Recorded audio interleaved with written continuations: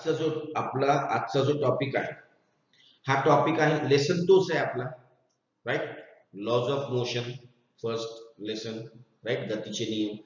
त्यातलाच आपला जो आजचा टॉपिक आहे that is uniform circular motion.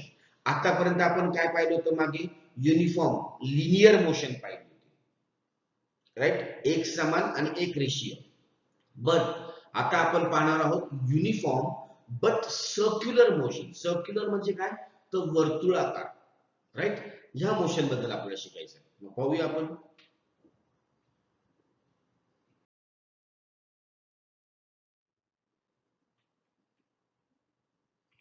Okay okay आता मला सांगा, आता हे शिकण्याआधी एकदा जस्ट आपण पाहून घेऊया की मोशन म्हणजे काय.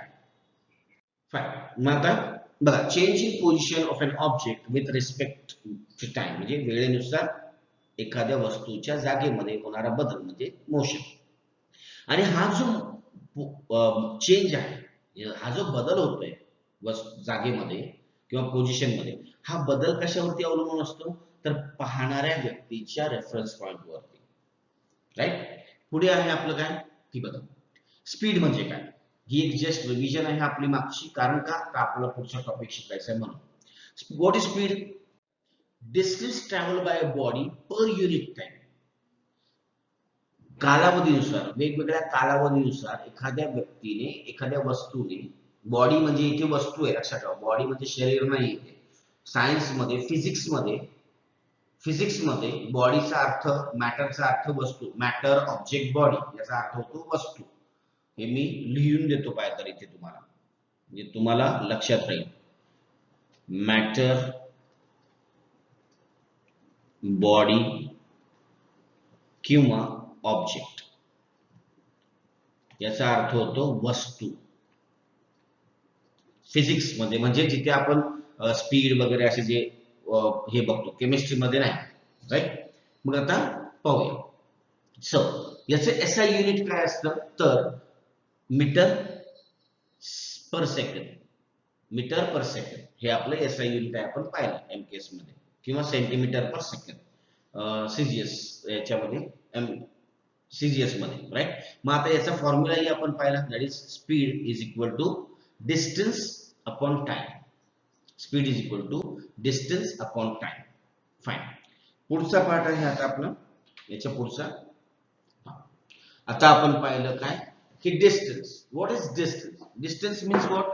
The length of the total path travelled. म्हणजे एखाद्या वस्तूने, by a body, right, body means वस्तू, एखाद्या वस्तूने एकूण किती लेंथ पार केली, किती लेंथ पार केली, त्याला, त्या लेंथला म्हणतात डिस्टन्स, बरोबर. आणि याचे एसआय युनिट आहे मीटर. मीटर आहे, किलोमीटर आहे, राईट, सेंटीमीटर आहे, डिपेंड करतं आपण कशाबद्दल बोलतोय, राईट. फाईन. त्यानंतर पुढे ऍक्सेलरेशन म्हणजे काय, हेही आपण पाहिलंय. What is acceleration? The rate of change of velocity with time, म्हणजे वेलोसिटी मध्ये होत जाणारा बदल वेळेनुसार. वेलोसिटी मध्ये जो बदल होतो that's called acceleration. And the unit of acceleration is, हे लक्षात ठेवायचं, मीटर पर सेकंड स्क्वेअर. काय आहे? ते आहे metre per second square acceleration. त्यानंतर आपण पाहिलं displacement. Now what is displacement? The length of the shortest path travelled by a body. थोडक्यात म्हणजे काय की एखाद्या वस्तूचा starting point and end point, म्हणजे फायनल पॉइंट, ह्यामधलं जे शॉर्टेस्ट डिस्टन्स असेल दॅट्स कॉल्ड डिस्प्लेसमेंट. हे आपण पाहिलं. आता जसं इथे बघा, एक पिक्चर मध्ये तुम्हाला दिसतंय की ह्या व्यक्तीने इथून असा प्रवास केला, इथून सुरुवात केली, इथून इथपर्यंत बी पर्यंत, बी या पॉइंट पर्यंत आला, बरोबर. आता हा जो प्रवास केला त्यांनी, हा इथून, तो प्रवास ते डायरेक्ट असे करू शकत होते, ए पासून बी पर्यंत. मग ए पासून बी पर्यंत स्ट्रेट डिस्टन्स आहे, दॅट्स कॉल्ड डिस्प्लेसमेंट. म्हणजे त्यांची डिस्प्लेसमेंट इतकी झाली. परंतु डिस्टन्स म्हणजे काय, त्यांनी एकूण किती लेंथ कव्हर केली, तर ही जी आहे ही डिस्टन्स आहे. पुढे आपण scalar quantities and vector quantities शिकलो. स्केलर क्वांटिटीज म्हणजेच काय, की ज्याच्यामध्ये आपल्याला काय असतं, मॅग्निट्यूड असतं, फक्त डिरेक्शन नसतं. The quantities which have only magnitude and no direction, right? Examples आहे त्याच्यामध्ये स्पीड आहे, मास आहे, डिस्टन्स, व्हॉल्यूम हे.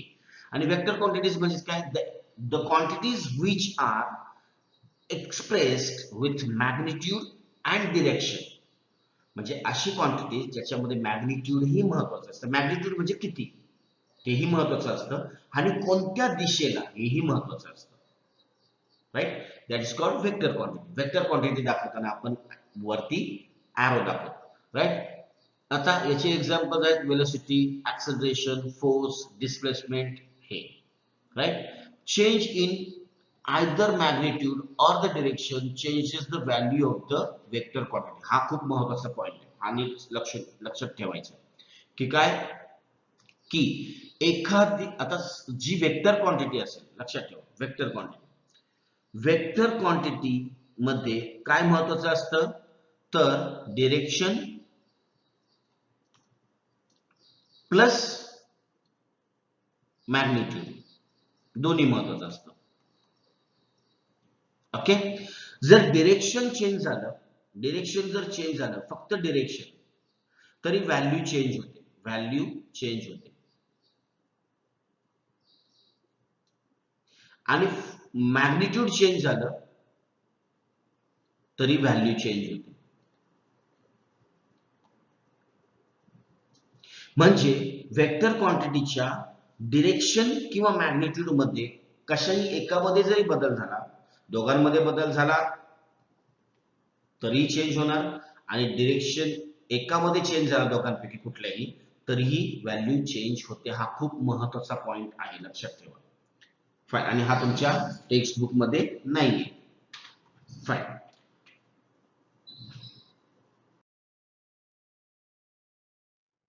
ओके, आता आपण पाहिलं युनिफॉर्म स्पीड, है की नाही? युनिफॉर्म स्पीड म्हणजे काय, body travelling equal distance at equal intervals of time, that's called universal speed. आपण पाहिलेलं आहे, equal distance of equal time interval, ET, EIT and equal distance ED म्हणजे युनिफॉर्म स्पीड किंवा युनिफॉर्म मोशन. आणि non uniform म्हणजे काय, त्याच्या थोडसे विरुद्ध काय, equal time intervals but unequal distance equal नाही, पण टाइम इंटरवल मात्र इक्वल. मग आता हे आपण कसं काढणार, हे काढण्यासाठी लक्षात ठेवा, युनिफॉर्म मोशन काढण्यासाठी, नॉन युनिफॉर्म मोशन काढण्यासाठी आपल्याला एक ऍव्हरेज स्पीड काढावं लागतं. ऍव्हरेज स्पीड आपण कशावरून काढतो, तर टोटल डिस्टन्स ट्रॅव्हल, आता आपला प्रश्न कशावरती अवलंबून आहे, त्याच्यावरती असतं डिटेल. की समजा आपल्याला एक प्रश्न विचारला की ह्या पॉइंट पासून त्या पॉइंट पर्यंत, मग त्या दोन पॉइंट मधलं टोटल डिस्टन्स एकूण, आणि त्याला त्या दोन पॉइंट्स जे काय आपला टाइम इंटरवल असेल कितीचा आहे, तितक्या टोटल टाइम टेकन, त्यासाठी लागलेला वेळ, याला आपण डिवाइड केलं, या दोघांमध्ये डिव्हिजन केलं, तर आपल्याला मिळतो ऍव्हरेज स्पीड. त्यानंतर आपण इक्वेशन्स पाहिले, equations of motions. V is equal to U plus AT, हे झालं आपलं first equation of motion, right? बघा याच्यामध्ये आपलं रिलेशन काय आहे, RVT म्हणजे relation between velocity and time, बरोबर? पुढचं इक्वेशन आहे आपलं V square is equal to U square plus 2AS. पहा, हे आहे आपला रिलेशन दाखवतो, रिलेशन बिटवीन डिस्प्लेसमेंटला आपण S ने दाखवतो, अँड व्हेलोसिटी. आणि थर्ड जे इक्वेशन आहे that is S plus UT, S is equal to UT plus half AT square, हे आपलं relation between displacement and time, RST. जर तुम्ही हे जर लक्षात ठेवलीत ना, हे इज इक्वल टू हे equation, RVT is equal to हे equation, RSV is equal to हे equation, RST is equal to हे इक्वेशन, तर तुम्हाला रिलेशन म्हणजे त्यांचा संबंध कशाशी हेही लक्षात राहील, आणि त्याच्यामुळे एक्झाम्पल सोडवताना आपल्याला नेमकं कोणत्या इक्वेशनचा वापर करायचा हे लगेच लक्षात येईल. राईट. म्हणून हा शॉर्ट फॉर्म आहे आपला. फाईन. त्याच्यानंतर पुढे, तर याची आपल्याला कोणत्या कोणत्या क्वांटिटीसाठी आपण कोणतं साइन वापरतो. डिस्प्लेसमेंटसाठी एस वापरतो, इनिशियल व्हेलॉसिटी यू वापरतो, फायनल व्हेलॉसिटी आपण व्ही वापरतो, आणि व्हेलॉसिटी सुद्धा फक्त व्हेलॉसिटी साठी सुद्धा व्हीच वापरतो. लक्षात ठेवा. फायनल व्हेलॉसिटी सुद्धा साठी सुद्धा व्ही, आणि फक्त व्हेलॉसिटी सुद्धा सुद्धा व्ही. त्यानंतर ऍक्सेलरेशन साठी ए वापरतो, आणि टाइम ऑफ मोशन त्याच्यासाठी आपण टी वापरतो. इथपर्यंत clear.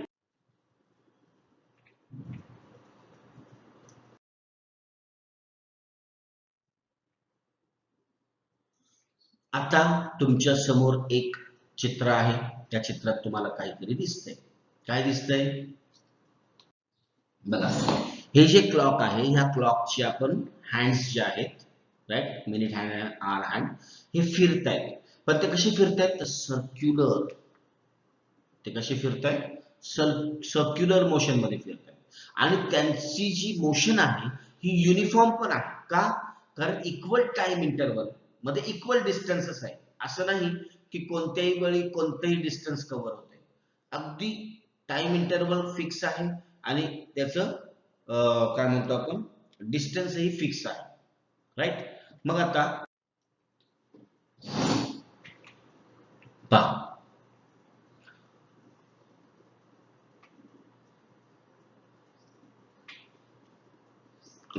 The speed of the tip of a clock is constant. ह्याचे घड्याळाचा जो काटा आहे, काटा किंवा या काट्याचं जे टोक आहे, हे टोकाचा जर आपण विचार केला, काट्याच्या टोकाचा, तर त्याचा जो स्पीड आहे तो कॉन्स्टंट आहे. म्हणजे काय, स्थिर आहे, तो बदलत नाहीये. असं नाही की बाबा हा या मिनिटाला हा स्पीड आहे आणि पुढच्या मिनिटाला बदलला, असं नाहीये. तो अगदी कॉन्स्टंट आहे. त्या स्पीडने ते बदलते किंवा फिरते. मग आता त्याची डिरेक्शन कशी आहे त्याची, तर but the direction of its displacement is, ही सतत बदलते. मात्र त्याची डिरेक्शन जी आहे ती सेम नाही, ती स्थिर नाहीये, एकच दिशा नाहीये.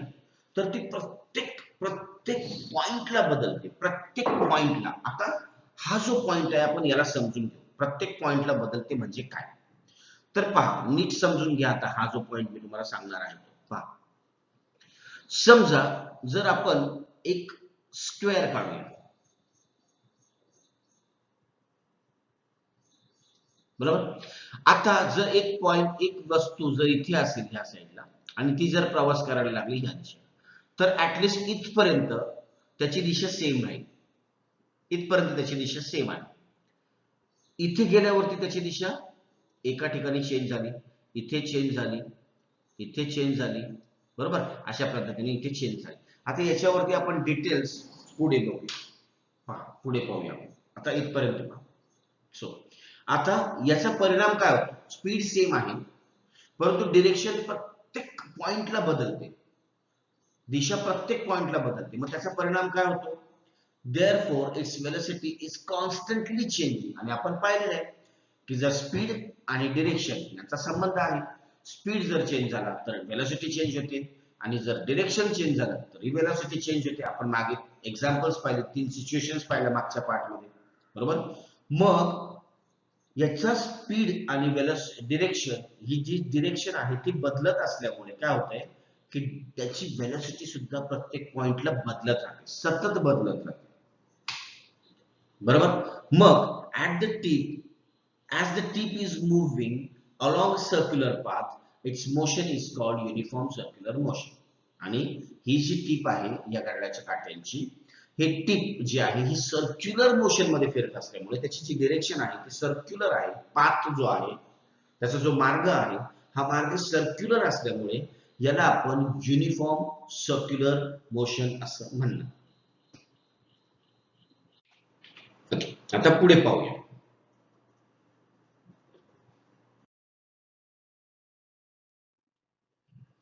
पहा, आता मगाशी मी तुम्हाला एक उदाहरण विचारलं होतं.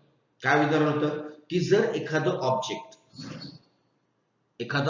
समजा, आपण असं समजूया की ह्या पॉइंट पासून सुरू केलं, ए ह्या पॉइंट पासून, आणि ह्या ए ह्या पॉइंट पासून सुरुवात केली, आणि आणि पुन्हा ए ह्या पॉइंट पर्यंत यायला त्याला काय करावं लागतं, 4 टाइम्स डिरेक्शन चेंज करावं लागतं, बरोबर ना. डिरेक्शन किती वेळा चेंज होते, तर 4 टाइम्स, बरोबर. 4 टाइम्स चेंज होते. या फिगरच्या बाबतीत आपण विचार करू. ते जर आपण समजा थोडी फिगर आणखी म्हणजे त्याची जी साईज आहे त्याच्या जर साईज वाढवल्या तर काय होईल, 5 टाइम्स डिरेक्शन चेंज होईल. तेच पुढे आपण आणखी साईड वाढवली तर 6 टाइम्स डिरेक्शन चेंज होईल. अशा जर आपण साईज वाढवत वाढवत वाढवत वाढवत गेलो तर एक वेळ अशी होईल, अशी येईल की आपल्याला सर्कल तयार होईल. लक्षात ठेवा, साईज वाढवत गेलो आपण तर काय होईल, टाइम ऑफ डिरेक्शन म्हणजे चेंज इन डिरेक्शन त्याची संख्या पण चेंज होत जाईल, त्याची संख्या पण वाढत जाईल. साईज वाढल्या तर डिरेक्शनची चेंज होण्याची संख्या पण वाढत जाईल. आणि एक वेळ अशी येईल साईड वाढवत वाढवत वाढवत वाढवत वाढवत की ती जी फिगर आहे किंवा तो जो पाथ आहे हा सर्क्युलर होईल. आणि सर्क्युलर पाथचं वैशिष्ट्य काय आहे की प्रत्येक पॉइंटला, आता हा एक पॉइंट आहे, ह्या पॉइंटला, त्याच्यानंतर पुढचा पॉइंट ह्या पॉइंटला, ह्या पॉइंटला, या पॉइंटला, या पॉइंटला, या पॉइंटला, या पॉइंटला, या पॉइंटला, अशा प्रत्येक पॉइंटला दिशा चेंज होते, डिरेक्शन चेंज होते. सर्क्युलर मोशन मध्ये किंवा सर्कल मध्ये प्रत्येक पॉइंटला प्रत्येक पॉइंटला म्हणतोय मी, प्रत्येक पॉइंटला डिरेक्शन चेंज होत राहतं. सर्क्युलर मोशन मध्ये प्रत्येक पॉइंटला दिशा बदलत असते. एक एक्झाम्पल म्हणून सांगतो मी तुम्हाला. समजा आता इथे हा एक पॉइंट आहे, समजा ए, या पॉइंटला आपण ए नाव दिलं. ह्या पॉइंटची दिशा काय आहे तर बघा ही अशी आहे, ह्या पॉइंटची दिशा ही आहे. ते जर आपण आता इथे थोडस पुढे आलो आणि आता आपण एक्झॅक्टली जवळ घेऊ शकत नाही कारण आपण एवढे बारीक अगदी सूक्ष्म काढू नाही शकत. मग आता बी पॉइंट, तर बी पॉइंटला दिशा काय तर ही आहे.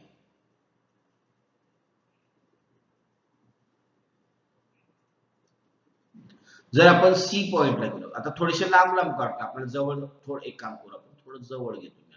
तर समजा आता इथे सी घेतला आपण, तर सी पॉइंटला त्याची दिशा काय तर ही अशी.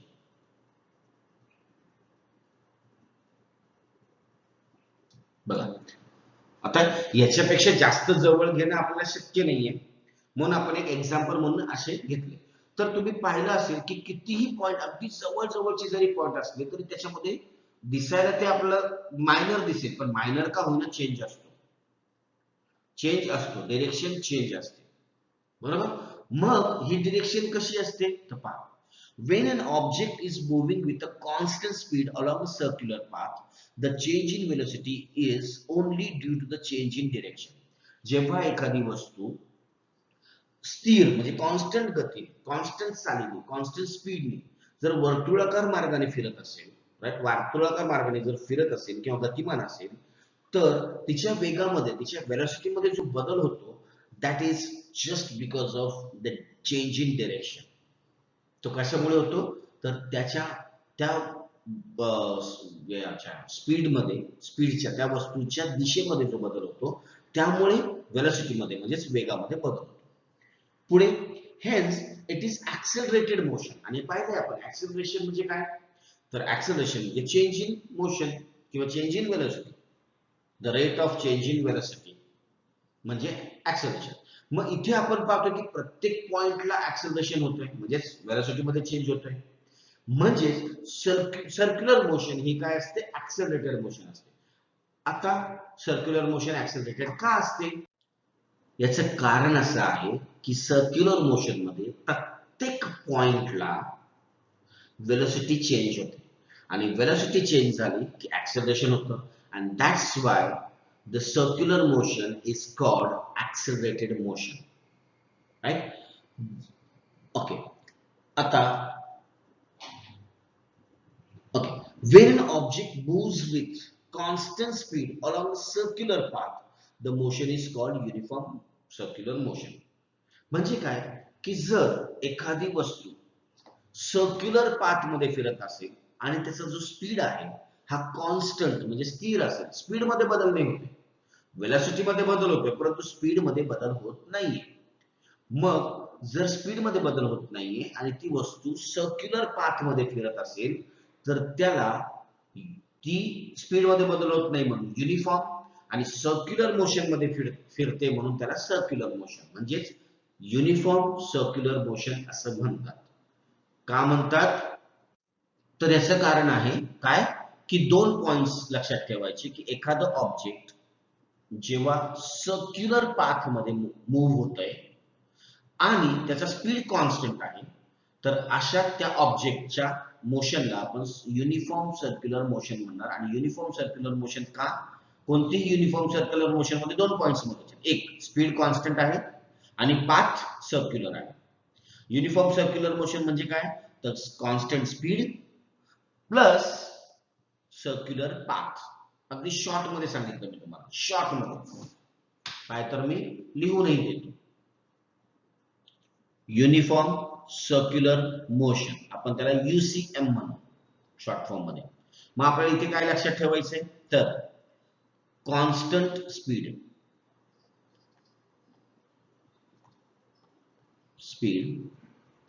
प्लस सर्क्युलर पाथ, हे याला नोट्स म्हणतात. हे जे मी देतोय ना तुम्हाला मध्ये मध्ये शॉर्ट मध्ये लिहून, या नोट्स आहेत, याला पॉइंट्स म्हणतात, महत्वाचे पॉइंट्स. आणि हे जर तुम्ही असे लक्षात ठेवले तर तुम्हाला मोठमोठे आन्सर्स लिहायला खूप सोपं जातं. फाईन. सो आता याचे एक्झाम्पल आहे, पाहूया आपण. The motion of a stone in a sling or sling म्हणजे त्याला आपण एकतर त्याला आपण म्हणतो गोफन, गोफन राईट. आता ही गोफन कशी आहे? शेतकरी जे आहे आजकाल तर नाही वापरत पण अजूनही काही खेड्यांमध्ये दूरच्या भागांमध्ये वापरली जाते. एक रशी असते, रशीच्या पुढच्या साईडला जशी आपली एक बेचकी किंवा गलोल असते, गलोल, ते गलोल मधून आपण दगड वगैरे मारतो तसंच ते असतं. पुढच्या बाजूला दोन टोकं असतात रशीचे, त्या रशीचे दोन टोकं आपण हातात घेतले आणि मध्ये मध्यमध बरोबर एक चांबड्याचं असं एक ठेवलेलं असतं जसं गलोलला असतं, त्याच्यामध्ये दगड लावतात आणि ती गोल गोल गोल गोल फिरवतात आणि एक टोक सोडून देतात. त्याच्यामुळे काय होतं, त्यात सर्क्युलर मोशन मुळे त्या दगडाला एक दिशा मिळते, गती मिळते आणि ज्या पॉइंटला आपण ती हे सोडून देऊ रशी, त्या पॉइंटला तो दगड सरळ पुढे जातो. राईट, त्याला स्लिंग म्हणतात किंवा त्याला गलोल पण आपण म्हणू शकतो. सो तर the motion of a stone in a sling or that of any point of a bicycle wheel when they are in uniform motion. आता स्लिंग म्हणजे स्लिंग, आपण जो दगड जो आहे तो दगड जर स्लिंग मध्ये फिरवला तर तो दगडाचा जो मोशन असते ती युनिफॉर्म सर्क्युलर मोशन असते.